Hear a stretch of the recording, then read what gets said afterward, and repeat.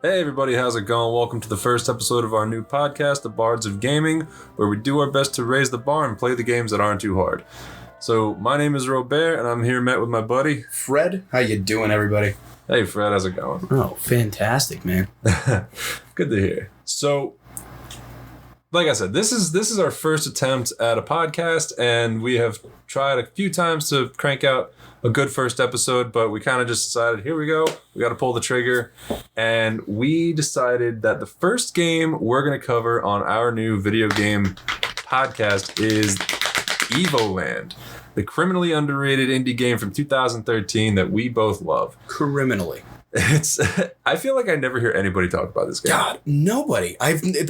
I'm surprised, honestly, that you had heard of it. Like when we first started talking about this, because I just found it on Steam. Like nobody was talking about this. Like how did you find this game? Because this game originally came out. Now I have not done a lot of homework onto this game, and I don't plan to. I'm not going to pull up a wiki or anything while we play this. Sure. I am going to get into a couple of details of what we've done the last couple of days, but we'll get to that. Mm-hmm. So again, this game came out originally in 2013. That's about as much as I do know. Right. Personally, I played it in 2015. How did you find this game originally? So kind of, I think mine was around the same time. I don't know if it was 2015 or 2016, something like that. So the game had already been out for a couple of years. Yeah, it had been out for a bit. And I didn't know anything about the game. I had never even heard of it. I just kind of I was looking for a side scroller. I was looking for some kind of new RPG to try. And, I was just looking around and I saw Evoland and I'm like, oh, cool. There's a sword in the name. That looks fucking sick. Let's try this. The art of the game is fantastic on the cover. Yeah. Exactly. And I'm just looking through it and I'm looking at the screenshots and everything. I'm like, oh, okay. This isn't just your standard RPG. Yeah. They're trying to put something into this. And I started playing it and I just fucking fell in love with it. Yeah. And the whole, what is it? The motto, I guess, for the game is a short story of the history of gaming or something similar to that. Something like that. Right. And that's exactly what it is. And the short story part of that is what really gets you because you play the game and you wish there was more. Yeah. And we'll definitely get into that. Yes. And I agree with you. I think when I found this game, it was back around that time of 2015. The game had already been out for a couple of years. And I might have seen it on a Steam summer sale or something like that. And I bought the game for probably a few bucks back then. And I was just like, all right, let's see what this is. Because, looking through the screenshots, you can't really tell what the game is. Because it shows, some of the screens look like Pokemon Red or like Final Fantasy 2 or something like that. It's really old. School. And then all of a sudden you're looking at another screen, another screenshot of it. And it's looking like Final Fantasy 7. Yep. Or full on 3D, full on. It's almost modern looking. Yeah. And so what we decided to do was,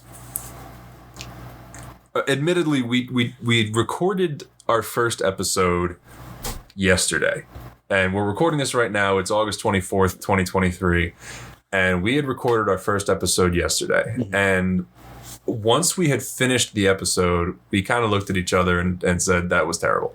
We were redundant. We kept repeating ourselves. We don't remember the game. We don't remember really anything about the game. We just remember the basic concept of the game. So here we are filling a half an hour, 40 minutes of conversation talking about the same thing in circles. Yeah. So the beauty of this game and what we were able to do was within 24 hours, we both got the game on our phones. Yes. And because you can get it on mobile, Android, iOS, whatever. For $1. For $1. So we were like, all right, let's get the game. And I looked at my Steam completion time for it, and it was 4 hours. I'm like, we can get this game, and we can grind it in a day. We can beat this game no problem in our free time throughout our day. Oh, yeah. And we did. Yes. And yes, we did. I personally finished the game with 88.5 completion, and I think you were something close to about that. I was a little less. I think I was closer to 70, but it was up there. It was up there. Yeah, and we just finished this game less than an hour before we're starting this podcast. Mm-hmm. So it's still pretty fresh in our minds. I mean, we're going to do our best to cover everything that we can, but that's essentially how we prepared for this first episode. Yes. Binge the game in one afternoon to be like, fuck, let's do this podcast. Yes. Yeah, because we both of us, you know, at the risk of sounding redundant, both of us are just we're passionate gamers. Mm-hmm. We've been gamers our whole lives. Mm-hmm. And we both just want to talk about video games of all different kinds. That's it. And we're just happen to be starting with one that we realized we both played, and it just happens to be a game that, yeah, like I said, I feel like nobody talks about. No. So let's get into the game a little bit. I mean, I gotta say, and we'll break it down into further detail, but this game is not big. Not at all. It's something like 35 megabytes for a phone. I think it's something like, what did you say? 80 megabytes, 82 for PC. For PC. It's tiny. It's super tiny. Yeah, it's not a big file. It's, you know, it's not a long game, but it packs so much charm into the few hours that it takes to beat it. I mean, it is like such a perfect little love letter to gaming. Yes. Yes, it really is. It's a short story, right? They say that, but yeah, Robert, you were completely right? It is a love story to freaking gaming. It's amazing. It makes so many funny little references. Like when you start the game, it's like I said, it starts you out as kind of like Pokemon Red. It's like that old Game Boy Green screen. You got like one line of path that you can walk, and there's literally. You can walk to the right. You can only walk to the right, actually. That's it. You can only walk to the right. There's a chest on your left and there's a chest on your right. And you literally, if you try walking left, it won't work. So you walk to the right, it opens the chest, and hey, bing, you just unlock the ability to walk to the left. Yes. So now you walk to the left and you unlock that chest. Now you can move freely. Now it expands your screen and you can go get the chest at the top of the screen. Then you unlock like 8-bit sound. And that's how this game progresses. Yeah. Just the small increments of the past, and it's really, it almost builds this anticipation in its charm, like you're saying, right? Yeah. As you're going, because the way it starts out is, yes, you can only move to the right, and the screen, and you have your full monitor screen, you have your full phone screen, whatever you're playing on, because this game has been optimized for a bunch of different shit. I think it's even on Switch now. Is it? I think I saw that. Yeah. Oh. But the fact that, or when you're first starting out, all you're seeing is just a line. Yeah. And that's basically just the character, and just big enough for the character to be on there. And you're seeing like some pixels there because it's 8-bit. There's no color or anything like that. And it's very tiny. Yeah, and your character takes up 20% of that. Your character takes up, yes. You're a fat blob on that screen. But so... And as you turn right, you go right. Okay, nothing really changes. Yeah, you can go left. Fantastic. All right, going right is boring, I think is the caption for it. Oh, and that's the, sorry to cut you off there, but yeah, you're right. Like in this game also, every time you unlock something, every time you progress, it pops up with a little thing on the bottom of the screen that says like just some funny caption, whether it's just poking fun at itself, because this game really does not take itself very seriously. No. Or it's referencing something else, little Easter egg. Sorry to cut you off. No, you're fine. It's true. And so many of them are like witty little things. I wish I could remember more off the top of my head, but it's just they're witty little things where they like, for instance, right? You step on a switch and it's like, oh, something happened somewhere. We promise this is the last time. Yeah. But anyway, right? You unlock that ability to go left. You finally go over to do that other switch, and as you do that second switch, you unlock the vertical axis of the game, and then it opens up the rest of your screen, and with that, you kind of feel like, holy shit, this world is opening. And you start to realize this game is getting bigger than what it really is. Yeah.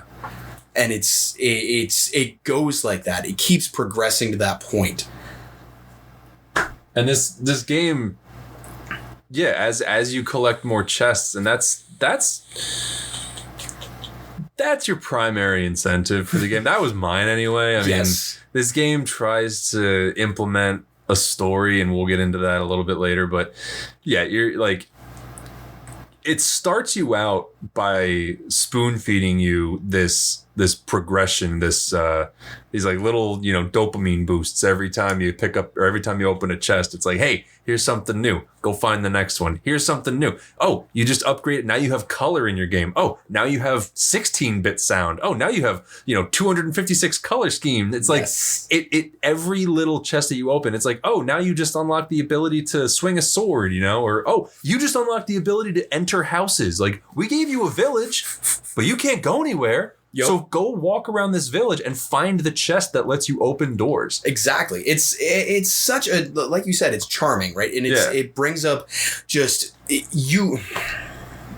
they created the world, but it's up to you as to when to open up that world. Yeah. It's really, I've never seen a game like it. I've never seen a game like it. It's definitely innovative. And that's, even today, where we have so many different indie games on any marketplace you go on right now. So many. There's just, you look at the Nintendo Switch and it's just absolutely flooded with shovelware.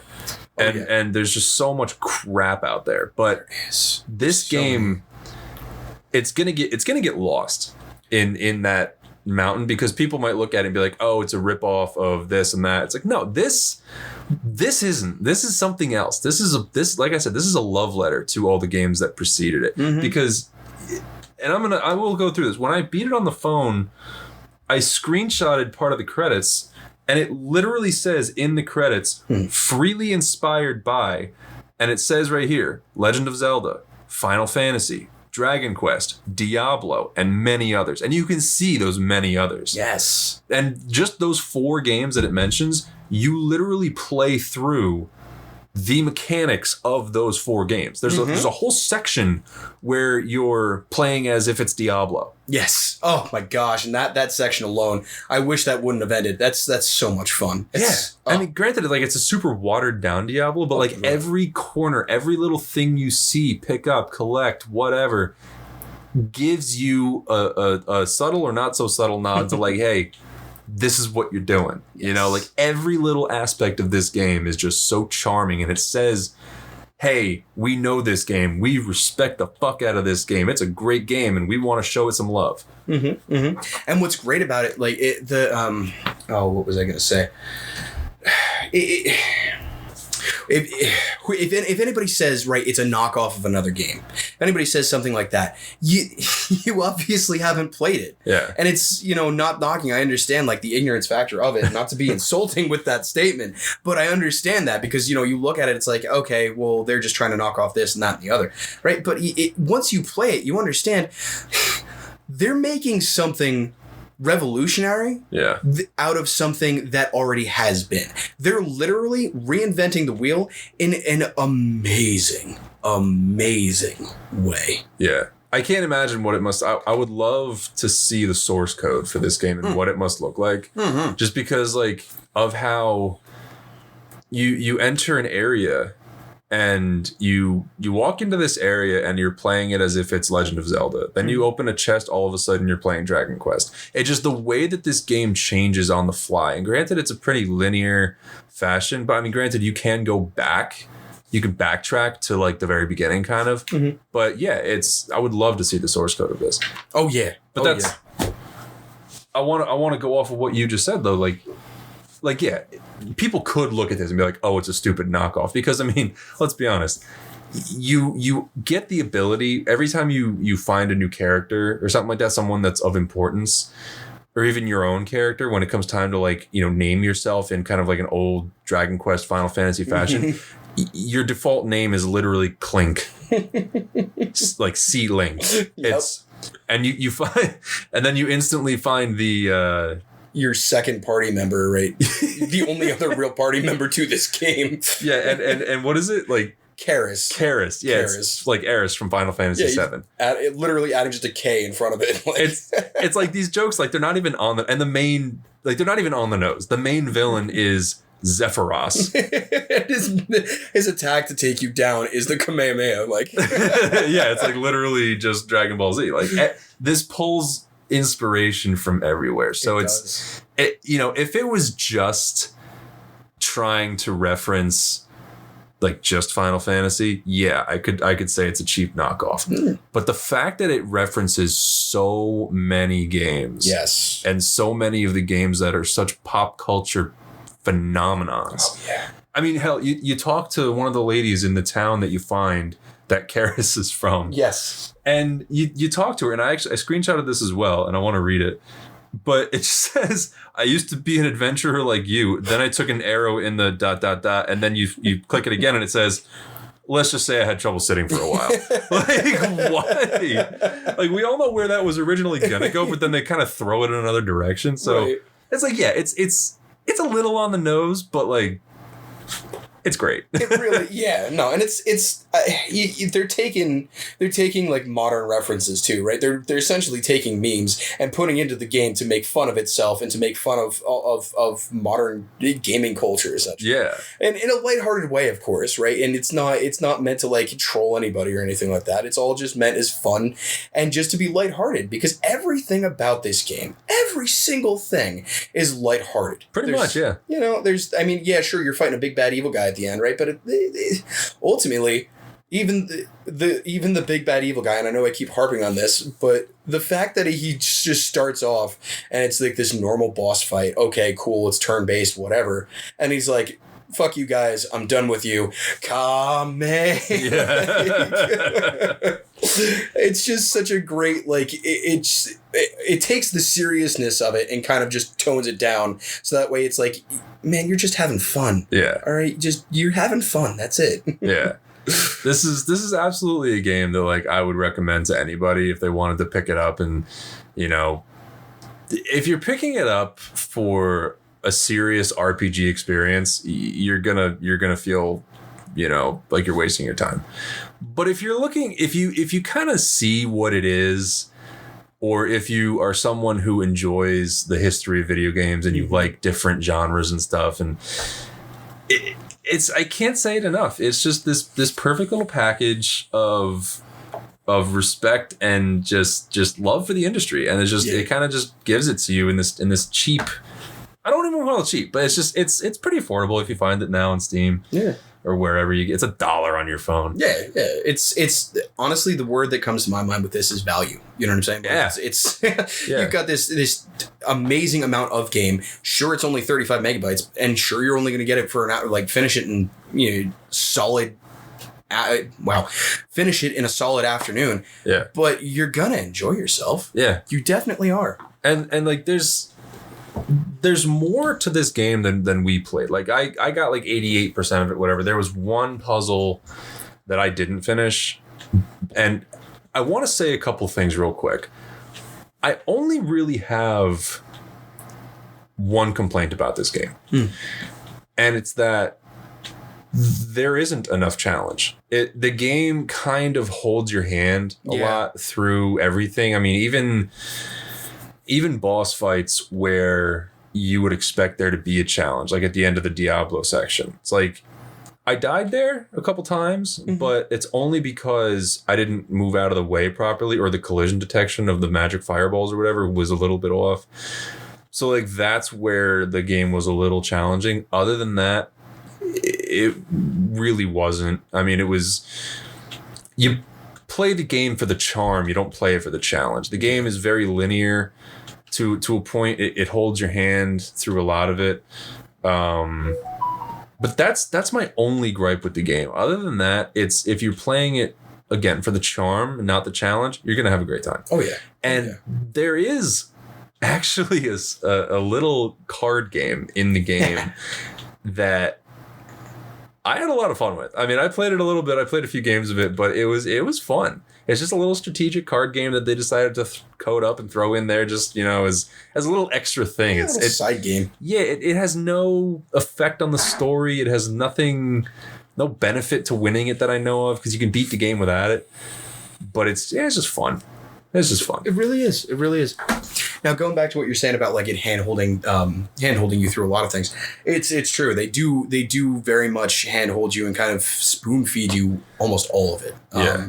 I mean, you can collect the stars, you can collect the cards for the game, and they don't really show you that. But everything else, it's kind of as you're going along, you have to try to get lost in a lot of parts of this game. Yeah. Because for instance, once you finish the main section, the first beginning quote unquote tutorial section, and you reach like the open world. You get to the open world. The first thing that you get is, I think, mode 7, where it changes into the newer style, where it's kind of off and it's almost 3D.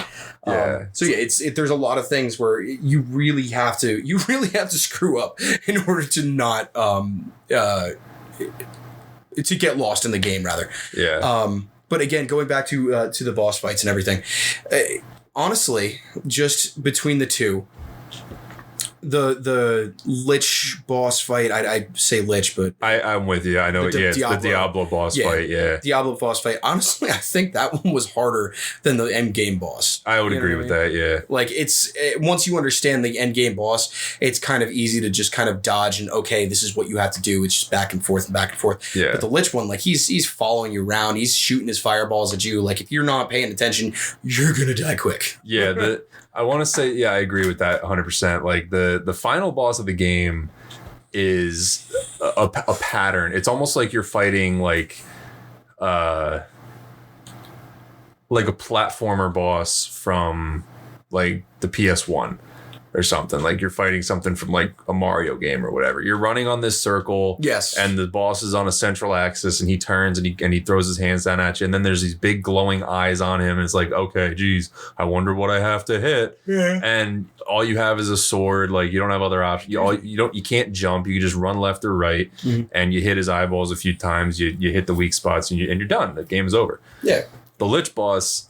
Yeah, it's more like a bullet hell segment, like yeah, because he spawns in like half a dozen bats. Oh god! At one time, bats, and that's good because it's like you can kill those and pick up hearts to regain your health, but at the risk of hitting those, the collision detection is a little bit off. Mm-hmm. So in your attempt to try to kill the bats, you're getting whacked by them. You're losing more health than it's worth by picking up the hearts. So it's like and then you got to avoid these fireballs and you got to avoid this Lich boss swinging at you. So it's like. Yeah, it's kind of a pain in the ass. yeah, a little bit. I mean, and that's just it, right? Yeah, it's more just a pain in the ass. Where bullet hell, I'd say that. Yeah, it's definitely a bullet hell segment, and more of a pain in the ass than it needs to be for sure. Mm-hmm. But to get into parts of this game that we don't really care for or that kind of annoyed us, like the first one I gotta say that comes to mind is it holds your hand. But aside from that. There's only one section in this game. No, you know what? I'm sorry. There's two parts of this game that I have a little bit of critiquing to give it, I guess. And the first one is kind of a petty gripe, and I don't know if maybe this just affected the phone play of it, like playing on mobile. But early on in the game, there's a dungeon that you're in, and you're playing it very much, I believe, like Legend of Zelda style, where the same dungeon where you have to fight like the Shadow You or whatever. You know what I'm talking about? Yeah. There's a lot of lag in that. There's like it's for me personally, and I was playing this on an iPhone 14 Pro Max. I don't know if that has really much to do with it. Processing power should be pretty good. Not to get into the technical aspects of it, but the game at that particular moment was chugging. It was not running smoothly at all. Yeah, I did. If I remember right, I did notice that with mine, where it did seem like it slowed down. And I mean, there was a lot going on there because that's the part that had the lava in it and everything, right? That was you got the fireballs shooting around, you got the skeletons falling from the ceiling, you got the wizards popping up shooting fireballs at you. Yeah, I mean, you had a lot going on with that section. Yeah. So I mean, I can understand that, but all right, I can get behind that with the lag, where it just kind of brings it down a little bit, especially with a modern device like that. It's running. It's a 14. I've got the same phone. I mean, it's not exactly a low end processor. I mean, it's mobile, right? It's not going to be amazing, but still for 35 megabytes and the amount of RAM that it has, I'm sure it should be able to handle that fine. So I think that really, in my mind, chalks up more to optimization. Yes, optimization. Yeah, and that very well could be the issue, but who are we? Exactly, right? We're a bunch of douchebags. We still enjoyed the hell out of this game. And I will say, to then give my personal second gripe, there's a puzzle, an optional area that you can find after you get the airship from Sid, of all people. Anybody who's played Final Fantasy knows. But yeah, so you get an airship from Sid, and he's Karis's father. And you can go, I believe it's more north in the map, and you find this Enchanted Grove. I don't know. I think that's the name of another actual place. But regardless, it's the same kind of puzzle you had earlier in the game when you first unlocked the bow. And you have these crystals. Now, this is where I believe the game showed its genius and at the same time annoyed the hell out of me. Because in these puzzles, I'm all over the place here, but you have 3 weapons in the game. You have your sword, you get bombs, and you have your bow. And the sword obviously does what swords do. And let's mention it's Claude's sword Claude's sword. Claude's sword. Claude's sword, yeah. It's yeah. It's the Buster sword. It's the But so then you get that, you fight your enemies up close and personal, and then you get your bombs, and that is for uncovering secret areas in dungeons, as well as breaking boulders throughout these forest areas. And it's a fantastic fucking way to get rid of those stupid fucking skeletons. Is it? Yes. I didn't even try that. Yeah, man. You drop them down. Like, of course, you got to time it right. But, I mean, they're going in a straight line. You lay it down just at the right time. It takes care of them instantly. Dude, I'm not even kidding you. I didn't even try that. I straight up did not. I was going at him. I was, like, trying to, like, juke him. I was going around the side with my sword and hitting him 3 times. And I'm like, so in areas where I had, like, the wizard fireballs, the skeletons, everybody all at once. I know exactly what area you're talking about. I was getting my ass kicked. Yes. I was just fucking done at that point. I'm like, you know what? Fuck this. You have a fucking bomb in your face. I didn't even think of that. Man. All right. Learn something new every day. There you go. But, yeah, so in this forest area, you have these boulders you got to break out of your way. You have these fire pits, essentially, that you can shoot arrows through to burn trees. Now, when you first arrive there, you're in 3D graphics, and you can walk over these stone slabs. But there's these blue floating crystals, and the goal of that is to hit the crystal, whether it be with your sword or with your bow or an arrow. And what it actually does is it takes the game and it changes it from 3D graphics and gameplay to, it's like you time travel back to Link to the Past style graphics, overhead 2D 8-bit style graphics. Mm-hmm. I thought that was incredible. Oh, yeah. What I fucking hated about this puzzle, and I didn't finish it. I think I finished it in the first time I ever played this game. I did not finish it this time because we were on a time crunch. Yeah.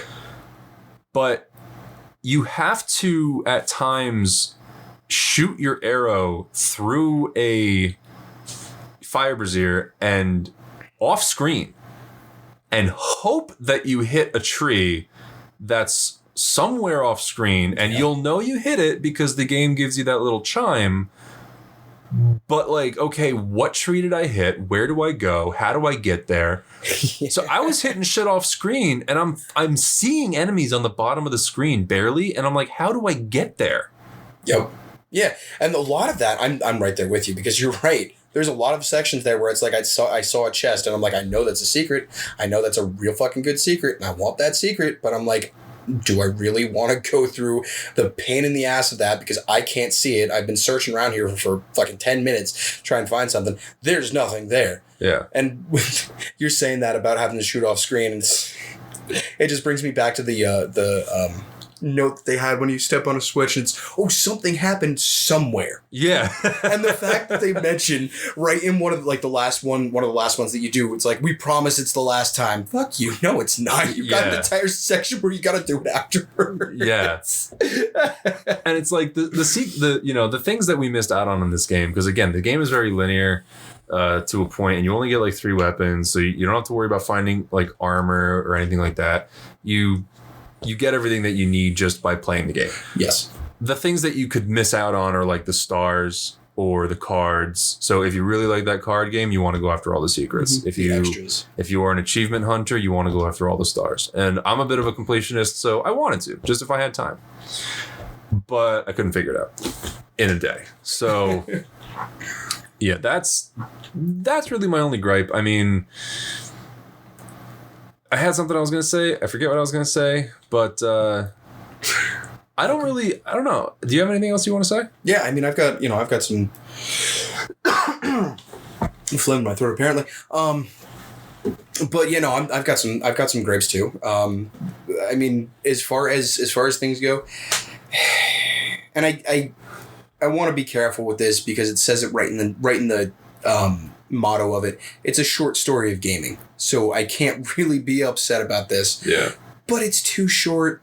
There's so many sections, like the Diablo section. That could have been so much longer and so much more in depth. They could have given you a spell. They could have given you a spell. You know what I mean? Yeah. Instead of it just being kind of like combos. And like if you choose Karis, you've got more of a you've got more of a kind of a spell combo, but it's really more just a regular attack. Did you choose Karis? Yeah, I chose Karis. Oh, okay. Just to kind of see. And it's not like you have a spell. It's not like a long range distance spell. It's not like a DOT type spell or something like that. It's just literally replacing a sword with like crystals coming out of the ground. Oh, I mean, okay. like it's really nothing. Yeah, it's cool because it's what her special attack is, but it's nothing over the top and amazing. You know what I mean? But yeah, I mean the fact that it's kind of you're just getting attacked by all these enemies. So one of my absolute all-time favorite games, and the reason that I love this section so much is Dynasty Warriors. Okay. I fucking love that game just for the fact that you take Lubu and you go through and you just destroy these these red health bars with one swipe, and it's just this feeling of superiority, and that's what it reminded me of when you're in this Diablo section of just going through and killing all of these bats in one blow. Yeah. And it was just kind of like I wanted more.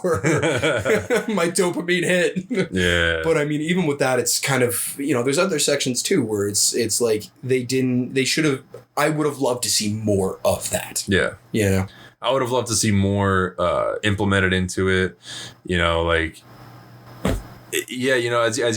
you were talking about that, it did bring up one more little gripe with me, and I wouldn't even count it as a gripe because it kind of just feeds back into the game is too easy. It holds your hand a bit. Now, this game is fun for all ages. It's fun for kids who, want to experience some of these different genres and stuff, and it's good for the older heads who grew up playing some of these games and want to experience, some love for them. But this game has two spells.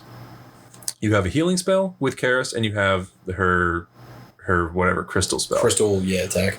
And where the hell is there any mana, however the hell you say it. And that's I kept expecting to get that. Yeah, there's no ether potions there's no mana bars. There's just you could just spam healing spells. Yeah. I mean, there's no risk of losing this game. Yeah. The only times I've died in this game was when it was not a turn-based battle. Mm-hmm.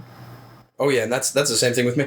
I remember the way the boss fight is kind of split up into, I guess, two sections really. Yeah. The first initial encounter where it's at the Dark Citadel. Yeah, at the Dark Citadel. Yeah. And I came in there and I wasn't prepared, and this is another gripe for me. But I'll get into that more. Oh boy. Sorry about that. But I'll get into that more in a second. So when you go in there, I was criminally underleveled when I got in there. So I was fully expecting to just get my ass kicked by this dude and have to go back and grind a shitload more levels to get it going. But I just told you don't worry about it. It's essentially like, I don't fucking worry about it, dude. Just spam those fucking potions and you're good. And that's just it, right? I just spammed them and I was able to get through it, no problem. And this leads into my other gripe, which you had told me about, which you had just said, don't worry about it. Yeah. You go into that last boss fight And before I was about to go into it, I'm like, oh shit, I got to grind up for this because I had a tough time with this. I really got to go through and just start attacking monsters and getting my levels up. Just grind. And Robert stops me and he's like, oh, don't worry about it. The final boss fight has nothing to do with the levels. Levels don't matter. Levels don't fucking matter. So I'm sitting here like grinding up. I got myself to like level 12 and all of a sudden it's like, oh yeah, that means absolutely nothing. You did that all for money. That you don't need because there's nothing to buy. The only reason to get it is the DVD player. DVD player. So just to give you an idea of what we're talking about, towards the very end, you get to Karis's town, and and it's supposed to be that Final Fantasy style where it's you go through the different sections and it gives you a loading screen. Yeah, it's just like the disc is loading. Just hold on a second. It's like a pre-rendered background, and it's like the old Resident Evil games kind of where it's like when you open a door, or it's like it shows the screen of like opening a door, but it gives you like a little loading screen or whatever. Yes, exactly. And yeah, it shows a little like DVD like spinning and it just says loading, and it's like, okay, this game, it is 2023. This game came out in 2013. It's an 82 megabyte game at the most on computer. There's no reason to put a fucking loading screen in it. And they really just did that to troll the players, because as you go to the right in the town and you find your first fucking merchant there. Yeah. You go to her, and one of the things it's a good DVD player. It's a good DVD player, or fast DVD load times or something like that. And you buy it and the thing says, goodbye slow loading times. We won't miss you. Yeah, you literally buy that so that you could like save 4 seconds between walking through town, like part of the town. Yes, exactly. So stupid. What the fuck? It's such a troll. And a lot of shit they do really is just to kind of troll in like a lighthearted sense. Yeah. It's to poke fun at what the technology and what the times and the fads were in gaming back then. Yes. So it's, it's funny, but it's like, as people who grew up playing games in that time, I saw a loading screen. I didn't think anything of it. I was just like, at first I was just like, oh, okay, whatever. Like, I grew up playing games like that. Yes. So it did not bother me at all. No. Then when I saw that DVD player for sale, I was like, you assholes. David Shiro Gaming. What the fuck? Yeah, I was like, oh, you dirty dogs. Oh, God. But yeah, that was my other gripe, is just the fact that it's like you do all of this, and honestly, it must have just been a troll. I'm like thinking back on it now with how the DVD player is and just all the shit they do. Hey, yeah, grind up all of these levels. Oh wait, you don't need them. Yeah. It's like you don't even need them for the one boss fight you might have needed it for. Exactly. All of the anticipation in any game, all of that anticipation leads up to the boss fight where it's like, I hope I'm leveled up enough. I hope I have all the items I need. No, you're good. Well, it's like even what I'm saying is like the Dark Citadel. Like you go there, that's a turn-based battle. Mm-hmm. You're supposed to die. Yes, you are. You just have to make it long enough, I think, where he Kamehamehas you and you go down, quote unquote, down there. And spoilers that I'm not going to get into. The spoilers happen. Spoilers for Final Fantasy VII happen. Yes. And I don't, even though the rest of the internet's already talked about it, I don't feel like being that guy. But play Final Fantasy VII or Evoland and you'll understand what we're talking about. Basically, yeah. Same result, different context. Yes, exactly. But one of them is really sad. One of them is kind of like, haha. No. Oh. I don't know. But I mean, that's all I have for gripes. That's it. Generally, I think it's a phenomenal love letter to gaming, especially if you're a fan of those genres and you want to see, I guess, experience a little bit of what those games were like without having to actually go out and hunt down or get some of those games. Yeah. And it honestly, you said at one point, and like before I keep going, just to kind of end off the nitpicking or the right part. I mean, there's a bunch of things you could probably nitpick in this game. I mean, if you really want, misery loves company, right? You could, and even the best thing in the world, you could nitpick apart and make it seem like it's the worst fucking thing in the world. Yeah. But ultimately, if you go into it, you don't even have to go into it with a good mindset. And this game is, these gripes we had to try and find. You know what I mean? Pretty much, yeah. it's just such a great game. I was going to say something else, but for the life of me, I don't remember what the fuck it was. That's okay. It's almost 11 o'clock here, and we both work like chumps. So. We do. Yay, day jobs. This is literally just a passion project for us. Like, we just, as I hope you can hear the excitement and enthusiasm in our voice, like, we just love video games. And this, I'm so excited to continue doing this podcast, but hell yeah. Let's talk more about that later. This game, we should probably start wrapping this up, but this game really just, it is fun, and that, at the end of the day, it's not, the kind of game you're going to find on the cover of a magazine. No. Unless it's for like ingenuity. You know what I'm saying? Like it was cool. Mm-hmm. And inevitably down the line, we will talk about the sequel where it gets way better. They took all the best features. The second game is $5 on mobile for a reason. For a reason, damn it. It is 5 times the price, and you are paying for good quality. But you get the good deal. You get the good deal. Shout out to anybody who gets that reference. But oh shit, I've got the fucking giggles now. Reeling in, tough guy. But so like I think I'm done talking about this game because I mean what else is there to say? I mean, without just going over this game point for point. Yeah. I want people who hear this podcast, if anybody listens, I don't know if anybody will. That'd be nice, but it'd be fantastic. It'd be great. I would love listen to us. Give us a listen, give us a like, and give us a comment. Let us know if you played the game and if you liked it, what you think about it. I would love to hear from you. We both would. By all means, man. And I mean, we gushed about this game for the first 25 minutes of this podcast, 30 minutes of this podcast. It is a fun game. It's a sweet game. It's a charming game. Mm-hmm. It's got all the little, nods to every game it's trying to reference. It hits all the greatest points of those games. Ironically enough, not to interrupt. You're good. But ironically enough, right? So you're saying, it's a charming game, it's a sweet game and all that. And I was just thinking about this as we're talking about it, right? There are very few games that I've played that genuinely bring a smile to my face as kind of dark as that sounds, I guess.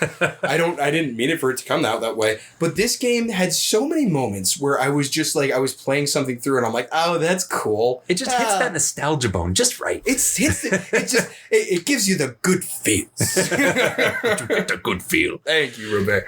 I agree with that completely. I really encourage you. I genuinely encourage you. Please pay the $1, however much it is on Steam, however much it is on mobile, whenever you hear this podcast. I don't care when. Please, just pay the $1, get the game, and enjoy it for an afternoon. Yeah. You won't regret it. I can promise you that. And if you don't want to pay the $1, just YouTube it. Just YouTube honestly, it. You're not going to miss much. I agree with Pat. Find a way to experience this game, and you'll have a good time. Yeah, you'll get the good feels. But if you got nothing else to say, why don't we give this game a rating? I think we should give this a rate. What do you want to rate this out of? Okay. So I've been thinking about this all day long. And I like the idea to come up with some form of rating scale that has to do with the game itself. So I was thinking about a few different options. We could do, as stupid as it sounds, we could do it out of 16 bits. Which I think is great. We could do it out of 23, because there's 23 collectible cards in the game. Oh, that's where it comes from. Okay, yeah. Or we could do 30 because there's 30 collectible stars in the game. What works for you? Personally, just for the fact that so one of my side projects that I do, nothing fancy, is I like to make video game music, just turn things into like 8-bit rock or something like that. You know what I mean? Okay. But so personally, I think that we should do out of 16 bits, but I would not be upset if we did it out of 30 stars like you were talking about the other day. Okay. No, you know what? Given the love for music, I think let's do the 16 bits. Let's do 16 bits. So what would you rate this game out of 16 bits?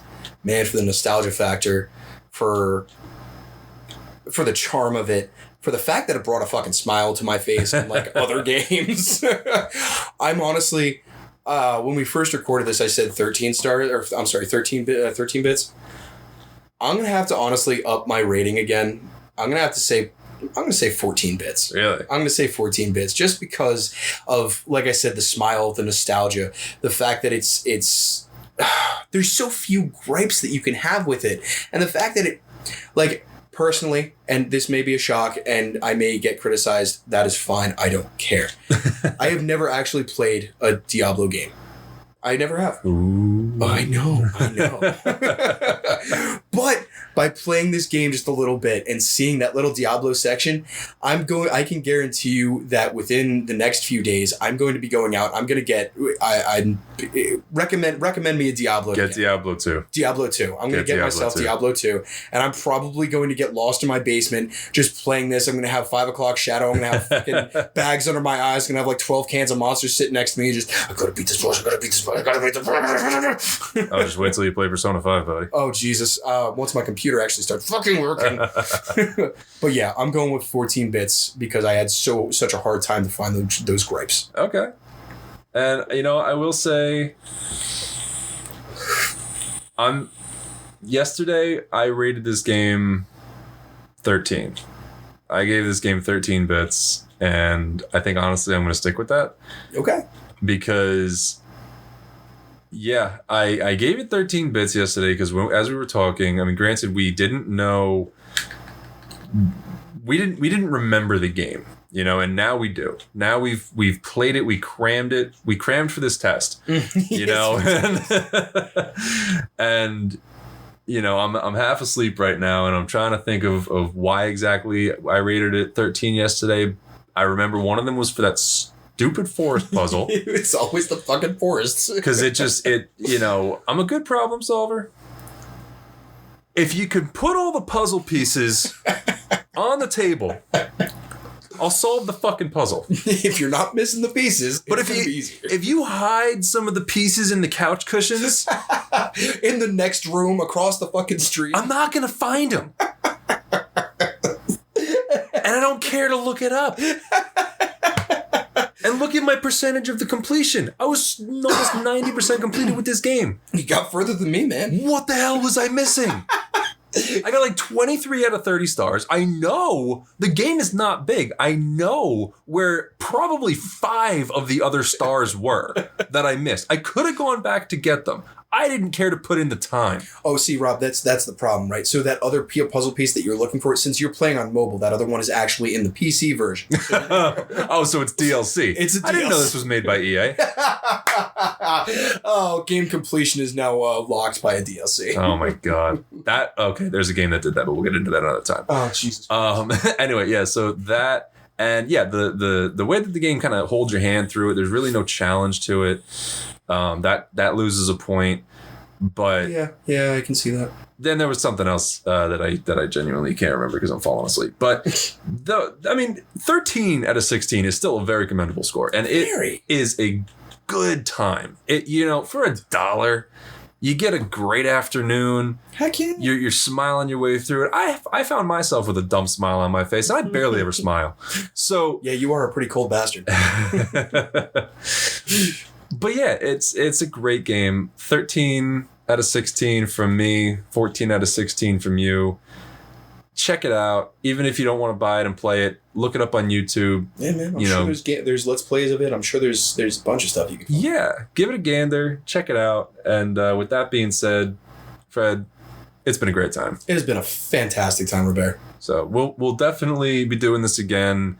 And not really sure what we're going to be covering next because Fred and I are going through a couple games together as it is. We're going through 7 Days to Die. We're going through Castle Crashers. I love that game. We got a couple things lined up. Hell, I'm playing Bum Simulator. So Bum Simulator. I gotta get that one. Holy shit. If Skyrim for fucking alcoholics. If anybody listens to this and you like what we do here and you like the way we sound, you want to hear more of our voices, you can check me out on Twitch at Robert, Robbie Air, whatever you want to say it as. And Where can they find you, Fred? Anywhere yet? You can usually find me under a freeway. Just kind of getting drunk. I really don't have social media at all. I'm on Discord. I'm very much, ironically enough, a troglodyte. Right? I'm very much not about technology. So yeah, there's no place. Says the IT professional. Says the IT professional. I'm a fucking nerd by trade, and I've got shit all. That's all right. Let's just work our hardest to keep growing this, and hopefully one day we can have some people share their opinions about games with us, and yeah. So with that being said, catch us next time. Next time. Give us a like, give us a follow, and say something nice. Smash that subscribe button. Shut up. Have a good one. Everyone, hey, listen, if nobody's told you this today, I want you to know, I appreciate you. Stay hydrated. Bye. Bye.